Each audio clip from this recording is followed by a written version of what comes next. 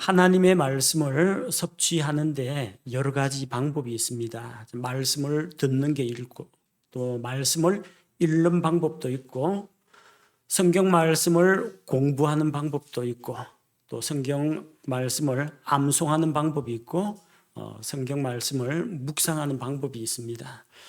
그 중에서 이제 성경 읽기 그리고 성경 암송에 대해서는 이미 우리가 한번 다룬 적이 있습니다.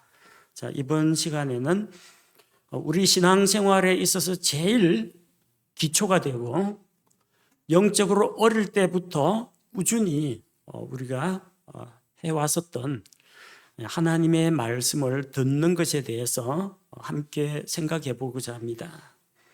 자, 우리 사람이 가지고 있는 여러 가지 감각 중에서 제일 기초되는 그 감각이 듣기입니다. 듣는 것입니다. 어린아이가 세상에 태어나면 여러 가지 자극에 노출이 됩니다. 처음 얼마 동안은 눈을 뜨지 못하는 아이도 있습니다. 시각은 한참 뒤에 점점 이제 흑백을 보다가 나중에 칼라를 보게 되고 움직이는 사물들을 분별하게 되는 것은 한참 뒤에 이르고요. 어릴 때는 이게 운동 능력이 제한되어 있습니다. 이제 포대기에 칭칭 동여매가 싸매고 있으니까 뭐 움직일 일이 없습니다. 눈만 껌뻑껌뻑하고 그리고 귀로 들어오는 소리 듣고 아직까지 이제 발성기관이 제대로 되어 있지 않고 언어를 배우지 못했기 때문에 말은 하지 못하고 뭐 옹알이 정도만 합니다. 그런데도 살아있는 이 기관은 청각입니다. 어린아이 뱃속의 태아 때부터요, 청각은 이미 발현되어 있습니다. 태중에 있는 아이는 빛을 볼 수가 없고 감각적으로 뭘 잡고 만질 수는 없지만 소리는 듣습니다. 그래서 제가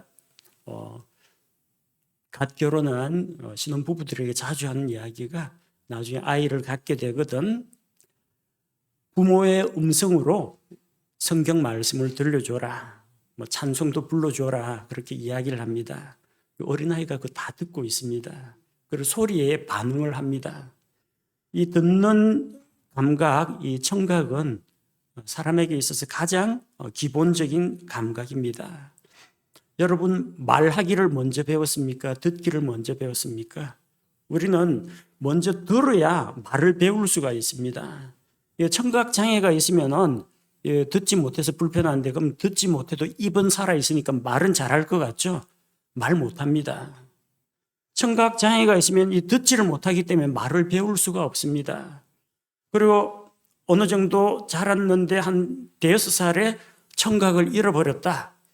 그래도 옛날에 배운 말이 있으니까 할 것 같지만 말을 하고 사람들 듣고 상호작용을 해야 되는데 그걸 못하고 자기가 말하는 소리도 자기가 알아듣지를 못하기 때문에 이 청각에 장애가 있으면 듣기만 못하는 게 아니라 말을 못하게 된다는 겁니다.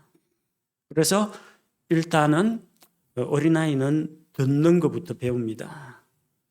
이 글자를 모르니까 성경 읽으라 하면 어린아이는 성경을 못 읽습니다. 성경을 볼 수도 없고 읽을 수도 없어요.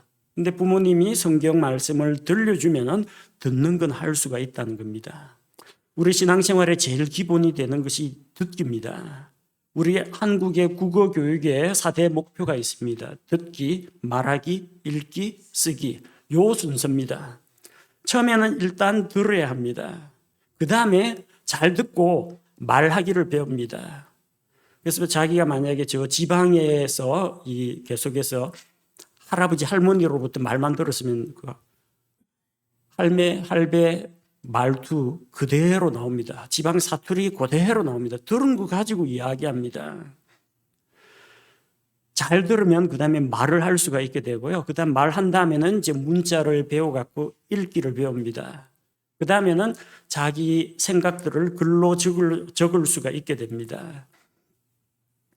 근데 우리는 보통 듣기 말하기는 아이, 사람이면 사람 말 알아듣고 말은 할 수 있겠지 하면서 듣기 말하기 교육은 잘 안 시킵니다. 유치원 가기 전에 집에서 다 하고 오는 걸로 알고 있습니다.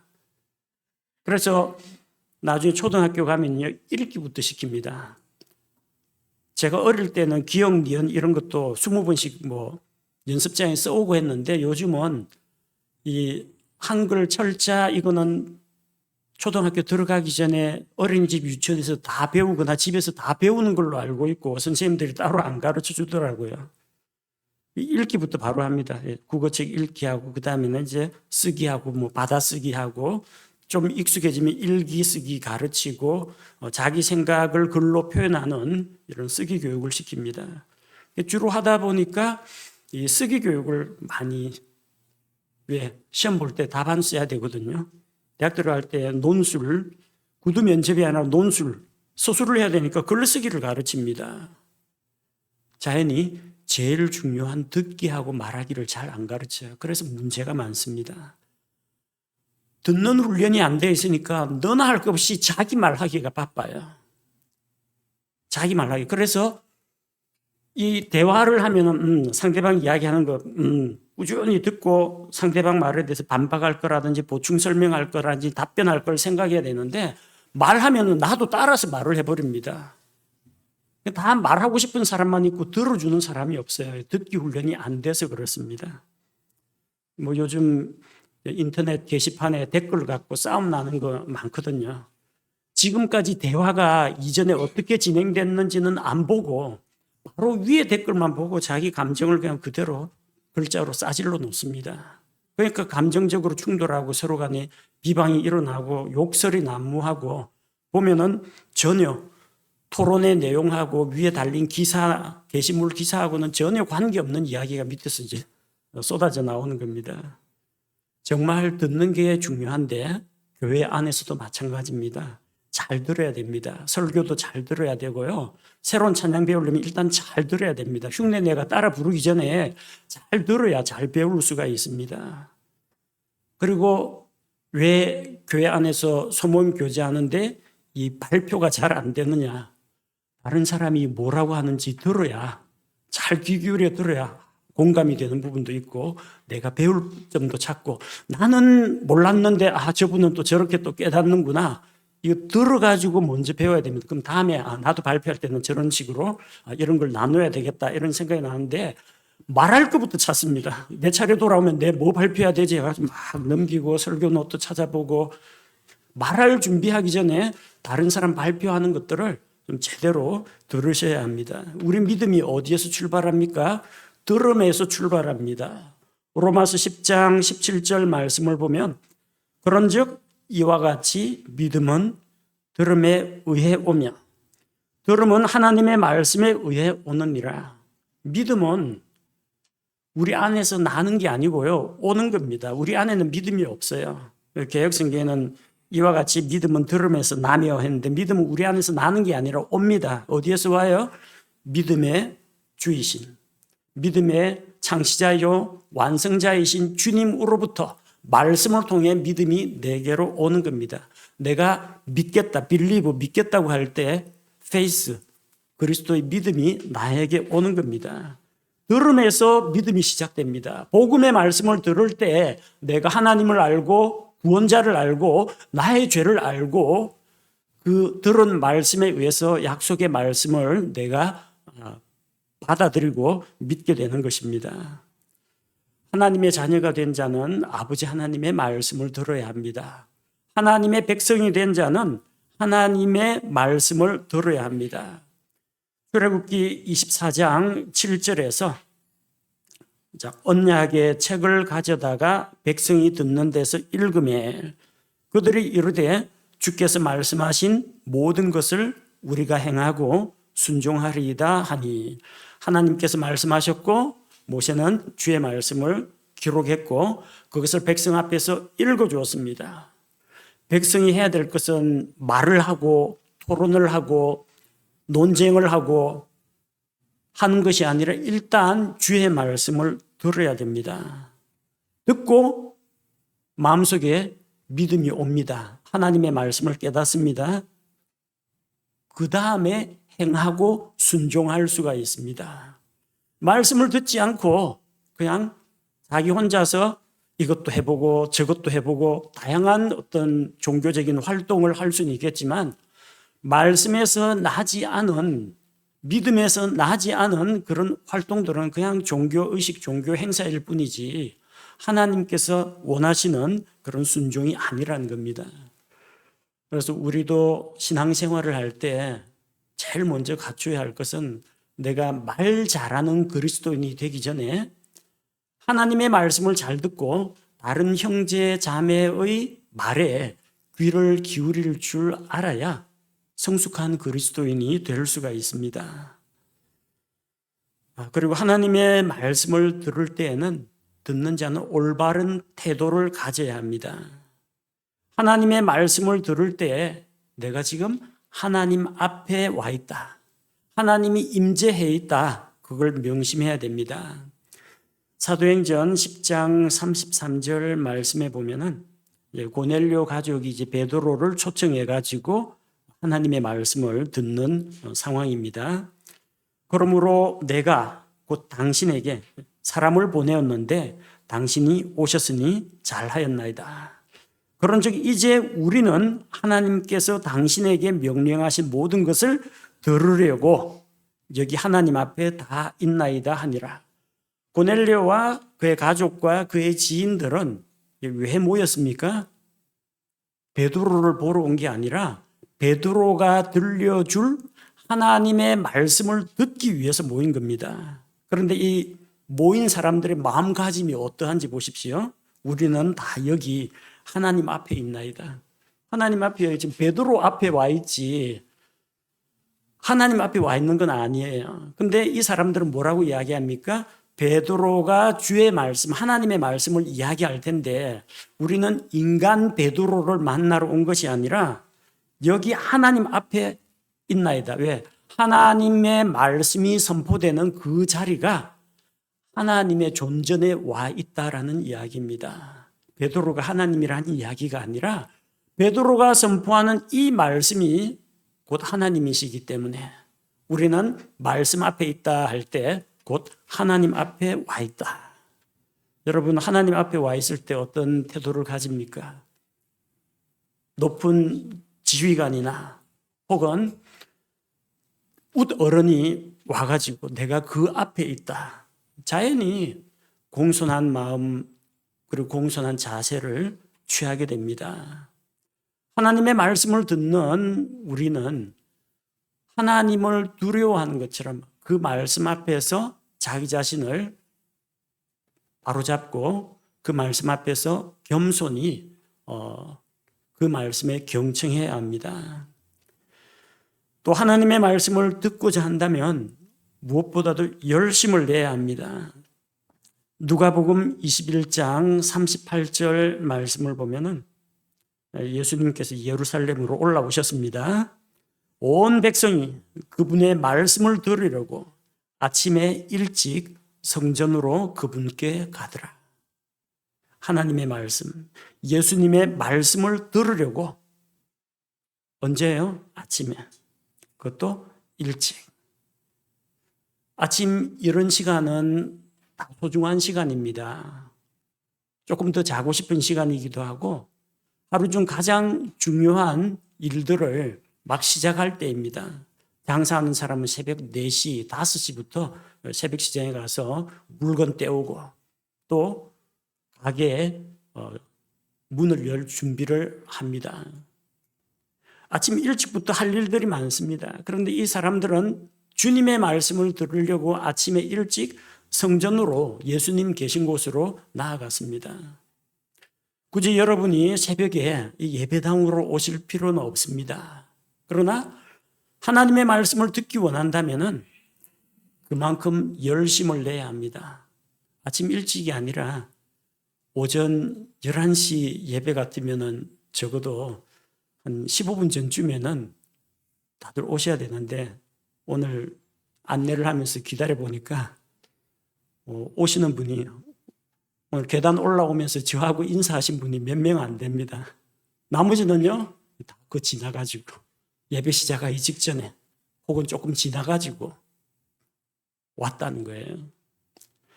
하나님의 말씀을 내가 진정으로 듣기 원한다면 마음속에 정말 그런 갈급함을 가지고 열심을 내야 됩니다. 시간을 내야 됩니다. 그리고 말씀을 듣는 자세가 또 우리에게 필요합니다. 경건한 마음에서 바른 자세가 나옵니다. 단정한 차림과 바른 자세에서 역으로 경건한 마음이 우러납니다. 여러분, 외모가 뭐 중요하냐? 마음만 하나님께 가 있으면 되지. 그런 식으로 이야기하는 분들이 종종 있습니다. 근데 그건 스스로 자기 자신을 속이는 겁니다. 마음이 정말 하나님을 존중하고 그분을 두려워하는 마음이 있으면은 복장이나 몸가짐 자체가 달라집니다. 여러분, 그냥 집에서 그냥 추리닝 입고 널브러져 있는 거하고 저 애인 만나러 뭐 데이트하러 나갈 때 복장하고 어디 중요한 바이어 만나기 위해서 사업상의 일로 다른 사람들을 만날 때 얼마나 이 복장 같은 거, 옷 배색이라든지 차림새라든지 행동 거지라든지 얼마나 신경 씁니까? 근데 하나님은요, 하나님은 그만큼 대접하고 있습니까?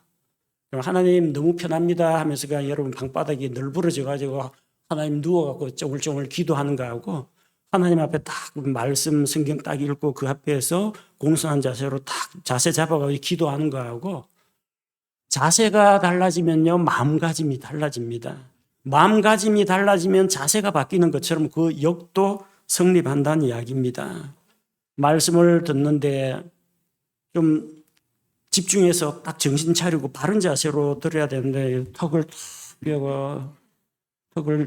베고 있거나 아니면 그냥 또 팔짱 끼고 눈 지그시 감고 있거나 그리고 뭐 엎드려 가지고 있거나 이거는 말씀을 듣는 올바른 자세가 아닙니다. 뭐 피곤하면은 그럴 수도 있는데 하나님의 말씀을 들으러 올 때는 되도록이면 피로도 집에서 다 풀고 오셔야 됩니다. 하나님의 말씀에 방해가 되는 것들은 다 제거를 해야 됩니다. 뭐 예배 도중에 좀 가끔 목이 말라가지고 물 마시고 그런 거는 괜찮습니다. 근데 어린 아이는 혹시 뭐 어린애 좀 떠들지 말라고 달래기 위해서 간식이라든지 장난감 같은 것들을 줄 수는 있습니다. 근데 어른들 이미 알 거 다 아시는 분들 예배에 방해가 되는 것들은 다 치워야 됩니다. 예배 시간에 휴대폰 가지고 뭐 웹소설이나 웹툰 이거 넘기고 뉴스 검색하고 이런 거 하시면 안 됩니다. 예배 시간에 폰 꺼내 가지고 저 온라인 쇼핑 이런 거 하시면 안 돼요. 예배 시간에 다른 사람이 나한테 전화 걸지 못하도록 미리 무음이나 진동이나 아니야 전원을 끊으세요. 예배 시간에 몇 차례나 벨이 울려가지고 전화벨이 울려가지고 참 저도 당황스럽고 본인도 당황스러운 그런 적이 한두 번이 아닙니다. 뭐가 문제입니까? 전화기가 잘못했어요? 아니에요. 전화기 주인이 잘못한 겁니다. 지금 예배 시간에 내가 오면은 중요한 바이어들 만나가지고 저기 뭐 상담을 하거나 내가 직장에서 회의 들어간 다음에 전부 다 무음해놓고 끄고 방해 안 받게 하지 않습니까? 하나님 앞에 그 정도 관심과 예의를 못 지킨다면요. 말씀을 들을 준비가 안 된 겁니다. 어릴 때 저희 가정에서는 예찬이 예성이 어릴 때부터 예배 드릴 때 어른들 드리는 예배 똑같이 드렸습니다. 엄마가 맨 안쪽, 그 다음에 예찬이, 예성이, 저. 밖에 나가려고 해도 아빠를 뛰어넘기 전에는 절대 못 나갑니다. 딱 같이 있어야 되고 조금 불편해하면은 작은 아들은 제 무릎에 앉혀가지고 예배를 드리도록 했습니다. 장난감요? 집에 장난감 뭐 자동차 있는데 장난감 자동차나 뭐 이런 거 있는데 1절 못 갖고 가게 했습니다. 너 지금 예배 드리러 가는 거기 때문에 이건 다녀와서 집에서 갖고 놀아라. 간식도 과자 같은 것도 주지 않았습니다. 먹으면 부스럭부스럭 소리 나고 그러기 때문에 조금 모질게 키우긴 했지만 어쨌든 예배에 대해서 좀 바르게 가르쳤습니다. 그게 어릴 때부터 습관이 되니까 나중에 커서도 그걸 떠나질 않더라고요. 우리 역시 마찬가지입니다. 훈련이 필요합니다. 뭐 지금 아직은 어리니까 뭐 단이나 아진이 우리가 좀 여러 성도들이 양해를 해주고 있는데 차츰차츰 지금 예배 드리는 자리다. 그리고 다른 사람들에게 방해가 되지 않도록 해야 한다는 것을 어릴 때부터 차근차근 가르쳐야 됩니다. 그리고 하나님의 말씀이 선포될 때는 귀를 기울여서 잘 들어야 합니다. 느헤미야 8장 3절 말씀을 보면은 느헤미야 8장 3절 물문 앞의 거리 앞에서 아침부터 정오까지 남자들과 여자들과 깨달을 수 있는 사람들 앞에서 그 안의 것을 낭독하며 온 백성이 율법책에 귀를 기울였더라. 지금 이 상황이 느헤미야기가 어떤 배경이냐면요. 70년 동안 바빌론에서 포로 생활하다가 이제 다시 하나님의 은혜로 포로 생활을 마치고 돌아왔습니다. 예루살렘 성전은 다 회파되었습니다. 그래서 새로 이제 성전을 건축하고 하나님 앞에 예배를 회복합니다. 70년 동안 예배다운 예배를 못 드렸어요. 왜? 하나님께서 자기 이름을 두시려고 정하신 곳에서만 희생 헌물을 드릴 수가 있습니다. 그러니까 성전 예배를 드릴 수가 없었어요. 바빌론 지역에 있을 때에는 그냥 할 수 있는 게 회당, 시나고그라고 하는 회당을 짓고 회당 안에서 성경 말씀을 강론하고 배우는 그 정도였지 짐승 희생물을 드리고 하나님 앞에 찬양을 부르면서 예배를 드리고 이거는 못했습니다. 70년 동안 이런 영적인 갈급함과 굶주림이 그들에게 쌓여 있다가 드디어 고향 땅으로 돌아와서 성전을 짓고 예배를 드리게 되었습니다. 얼마나 감격이 넘치겠습니까? 아침부터 정오까지라고 했는데 보통 이른 아침은 6시를 이야기하는데 일반적으로 아침은 보통 9시를 이야기합니다. 정오는 이제 12시. 3시간 동안 성경을 읽고 낭독했는데 온 백성이 율법책에 귀를 기울였다. 그렇게 기록되어 있습니다. 당시에는 1인당 성경책을 한 권씩 갖고 있는 게 아니라 성경이 귀합니다. 두루마리고 대량 복제가 안 되고요. 전부 다 필사를 해야 됩니다. 그래서 성소에 보관되어 있는 걸 레위 사람들이 보관하고 있는 거 두루마리 그것밖에 없고 일반 백성들이 한 부씩 갖고 있는 게 아닙니다. 얼마나 말씀이 그립고 갈급하겠습니까? 3시간 동안 말씀을 낭독을 하는데 읽는 사람도 대단합니다. 3시간 동안 낭독을 해요. 여러분 제가 예를 들어서 이렇습니다. 여러분 앞에서 제가 이 성경책을 딱 펼쳐놓고 성경을 쫙 3시간 동안 낭독합니다. 목 아프고 목 마르고 목이 쉬려고 하겠죠. 더 대단한 사람은 앉아갖고 3시간 동안 그걸 듣고 있다는 겁니다.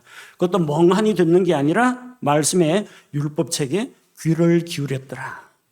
얼마나 말씀을 듣기를 갈망했으면 그 거리 앞에서 이것도 편안한 데도 아니에요. 거리 앞이니까 아마 바닥에 주저앉았을 겁니다. 깔기 하나 깔고 그냥 주저앉아서 듣는데 그런데도 사람들이 꼼짝도 안 하고 말씀을 듣고 있다는 겁니다. 여러분처럼 쿠션 달린 그리고 등받이 달린 그런 의자에 앉아 있는 것도 아니에요. 여러분 정말 우리 이 정도 말씀을 듣기에 갈급한 심정이 되어 보셨습니까? 옛날에 우리 정부 방침에 따라서 코로나로 인해서 온라인 예배만 허용하고 모이는 것 자체를 예배당 출석해갖고 예배하는 걸 허용을 안 한 적이 있습니다. 그때는 이제 방송하는 방송 요원들하고 예배 진행하는 사람하고 저만 실시간 온라인 영상으로 예배를 드리고 각자 집에서 예배를 드렸습니다. 코로나 끝나고 나서 우리가 모여서 함께 예배 드리고 그때 감격을 여러분 잊어버리셨어요? 네, 아직도 쌩쌩합니다. 정말 우리가 함께 모여서 공예배 드리는 것이 제한을 받고 억압을 받던 그 시절에 비하면 얼마나 그 좋은 환경입니까? 여러분 그 무거운 이사야서 하나가 두루마리 둘레가 이 정도 되는 건데 그런 게 아니라 여러분 이 성경책 이것도 무겁다고 작은 성경 가지고 오시는 분도 있고 아니 성경책 무겁다고 앱 갖고 휴대폰 갖고 보시는 분도 있는데 어쨌든 그거는 개인의 선택의 문제이긴 합니다만 그런 말씀을 우리 손에 이게 하늘에 있는 것도 아니고 바다 밑에 있는 것도 아니고 우리 손에 말씀이 이렇게 심히 가까이 있고 이 가까운 곳에서 하나님의 진리의 말씀이 선포되는데 이 좋은 환경에 있는데 이 옛날 이스라엘 사람이나 신앙의 핍박을 받아가지고 지하 동굴에서 신앙생활 하던 사람들보다 훨씬 유리한 조건 가운데에서 신앙생활을 하고 있는데 말씀을 듣기를 원하는 그 열망과 그 감격은 과연 우리가 이 구약시대 사람들이나 신앙의 핍박기에 있던 사람들보다 우리 정말 나은 모습을 보이고 있느냐. 많은 사람들이 영적으로 긴장이 풀려가지고 나태해져 있습니다.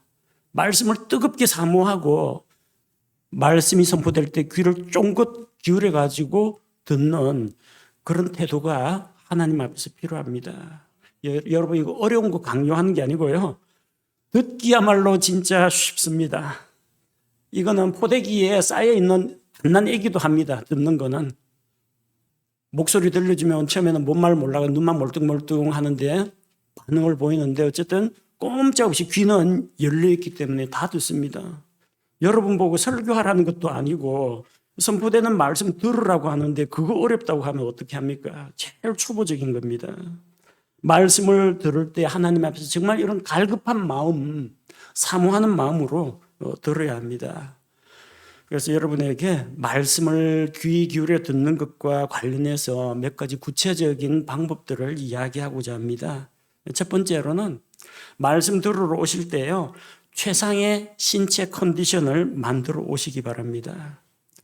말씀을 들을 때 졸지 않으려면, 집중하려면 그 전날에 편히 쉬고 잘 자야 합니다. 토요일 날 밤늦게 그냥 게임하고 무슨 영화 보고 이래가지고 주일 아침에 피곤해가지고 그냥 꾸벅꾸벅 졸고 이러면요, 본인도 하나님의 은혜를 놓치고 주변 사람들에게도 안 좋은 영향을 미칩니다. 제가 아는 한 형제는 주일날, 토요일날 일하면 밤을 새워서 일하는 직장이다 보니까 그렇게 일을 하고 오면 주일날 피곤해서 졸릴 수밖에 없다 해가지고요, 토요일 일을 안 갑니다. 그래서 잘 자고 주일날 아침에 맑은 정신으로 와서 예배 드립니다. 대신에 소모임 교제 다 마치고 직장에 일하러 들어갑니다. 다른 사람들 일요일이라고 쉬고 있는데 그때 일하러 갑니다. 날짜를 바꿨어요.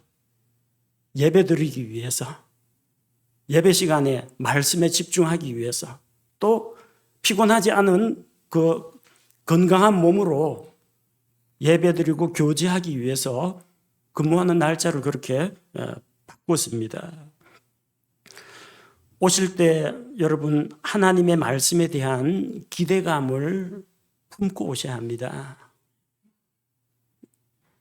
우리 나이 드신 어르신들 가운데는 일주일을 손꼽아 기다리면서 월요일이 지나고 화요일이 지나고 언제 주일이 다시 돌아오나 손꼽아 기다리다가 딱 주일 아침만 되면 정말 기쁘고 감사하는 마음으로 신나게 교회로 달려오시는 분들이 있습니다.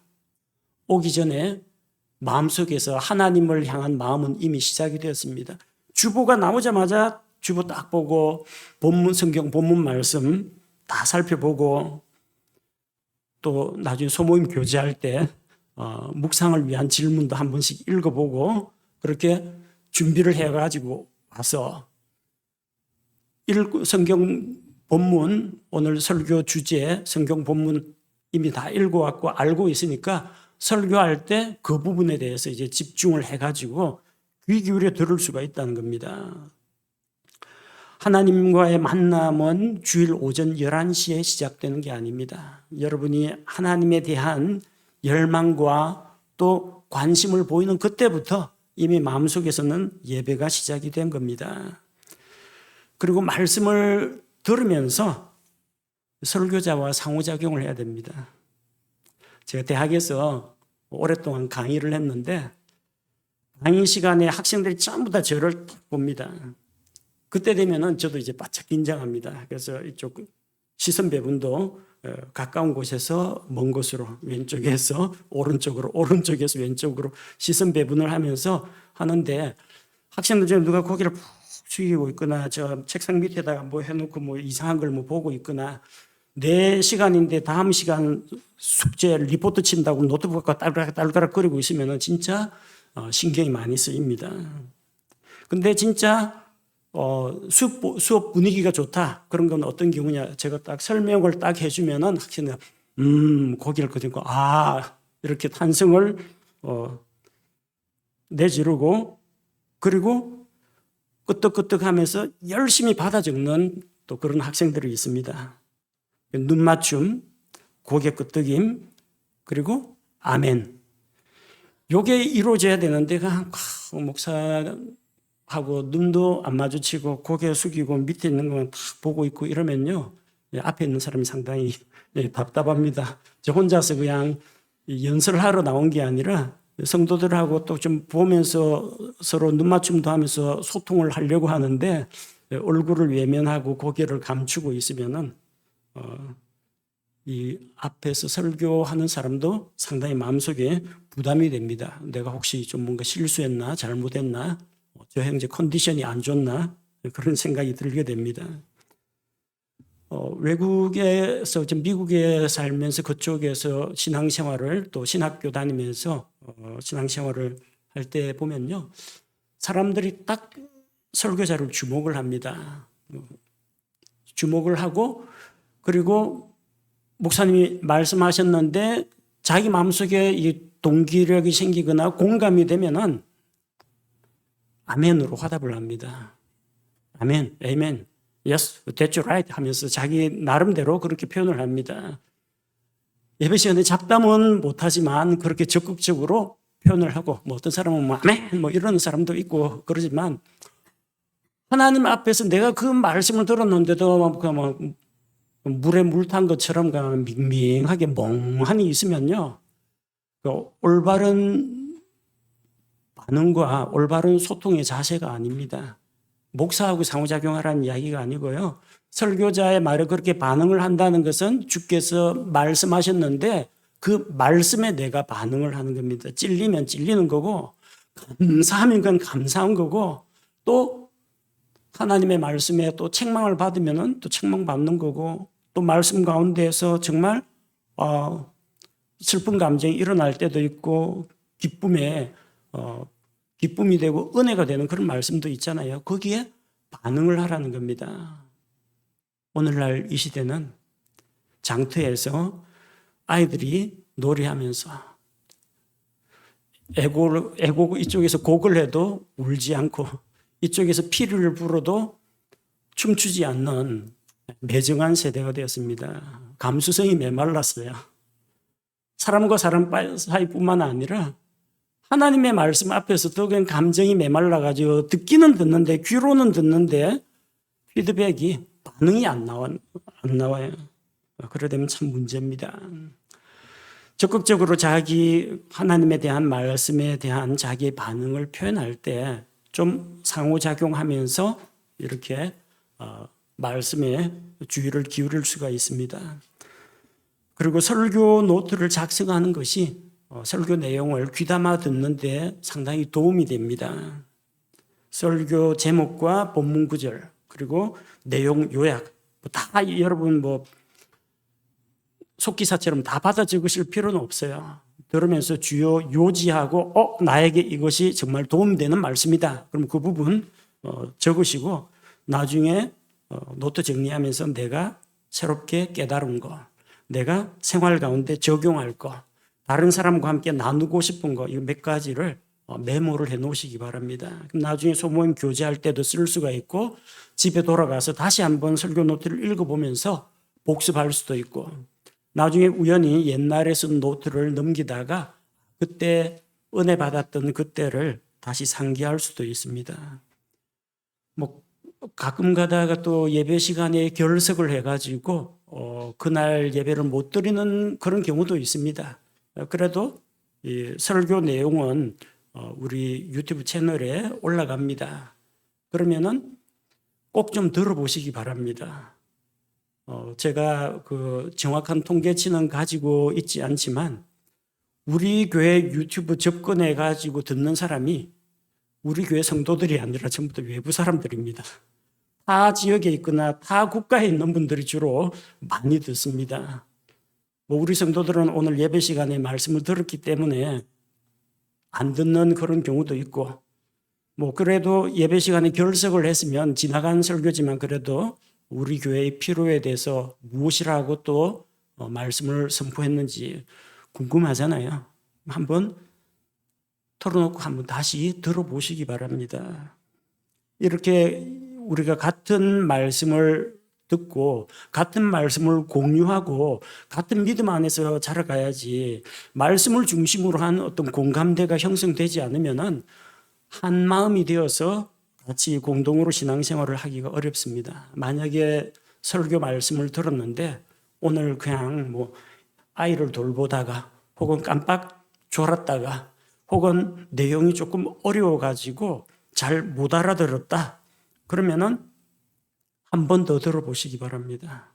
우리 교회 성도들 가운데는 주일날 설교 예배 시간에 한 번 듣고 집에 가서 또 듣고 주중에 복습해서 또 듣고 한 3번 정도 들으시는 분도 있습니다. 한 번 들어가지고 잘 이해가 안 되면 2번, 3번 들으면은 보다 더 의미를 명확하게 깨닫고, 그 다음에 그냥 스쳐 지나갔던 것들 가운데에서 자기가 새롭게 접하고 깨닫는 것들이 나올 수가 있습니다. 그래서 예배 한번 드렸다라는 걸로 그런 성취감으로 끝내지 마시고요.